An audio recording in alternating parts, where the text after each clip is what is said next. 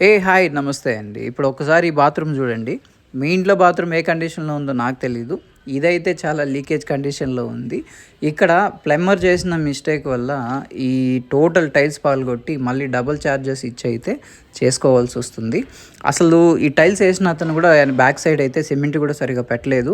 So, ఈ walls leakage అవ్వడం వల్ల మీకు కనిపిస్తుంది చూడండి. వైట్‌గా, బ్లూగా ఉంది. ఇది మొత్తం వెనకాల నెమ్మండి. సో, ఈ నెమ్ము వల్ల మొత్తం ఈ బాత్రూమే కాకుండా ఔట్ సైడ్ వాల్స్‌ని కూడా మాయిశ్చర్‌తో ఖరాబ్ చేసేసింది. అందుకోసమే రెగ్యులర్‌గా మన వీడియోస్ ఫాలో అవ్వండి. నాలెడ్జబుల్ ఉంటుంది. ఈ వీడియోని షేర్ చేయండి. ఇప్పుడు ఔట్ సైడ్ చూడండి ఏ కండిషన్ ఉందో. ఇలా కాకుండా ఉండాలంటే మోస్ట్‌గా మనము చూసుకోవాల్సింది వర్కర్స్ ఎలా చేస్తున్నారని హౌస్ ఓనర్ అబ్జర్వేషన్లో పెట్టాలండి. సో, వర్క్ జరిగేటప్పుడు లీకేజ్ కాకుండా లీకేజ్ ప్రూఫింగ్ అనేది ప్లంబింగ్ సెక్షన్ లైన్స్ చెక్ చేసుకున్నాకే ఫైనల్గా అయితే ప్లాస్టింగ్కి వెళ్ళి చేయాలండి.